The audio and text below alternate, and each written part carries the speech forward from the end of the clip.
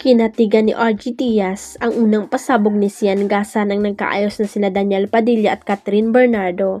Sa kanyang showbiz update, sinabi ni RG na isang source niya na malapit kay Daniel ang nakumpirmang nagkaayos na ang Katniel. Yes, Tito Ogs, nagkaayos na sila pero yung balikan wala pa pero okay sila, kwento daw ng malapit kay Daniel.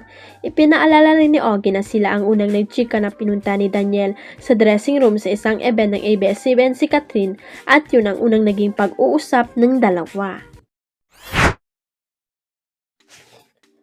Bongga na pasana all na naman ang madlang people sa latest achievement ng kapamilya actress at gamer na si Charlene San Pedro. Kasi nga finally natupad na niya ang isa sa matagal na niyang pinapangarap, ang mabili na ang kanyang dream car. Sa pamamagitan ng kanyang Facebook at Instagram account, ibinandera na Charlene ang nabiling brand new Toyota Land Cruiser Prado na may caption na "Those is here", white heart emoji na ang tinutukoy nga ay ang kanyang second car. Inilarawan pa ni Charlene ang pagbili niya ng naturang sasakyan bilang napaka-shisable moment base na rin sa kanyang gamer persona. Magkikita sa TikTok video na ibinagi ng aktres ang mga naging kaganapan at prosesong pinagdaanan sa pagbili niya ng mamahaling sasakyan mula sa pagpunta niya sa car dealership, pagpirma ng mga documents, hanggang sa pagbibigay sa kanya ng susi ng kotse.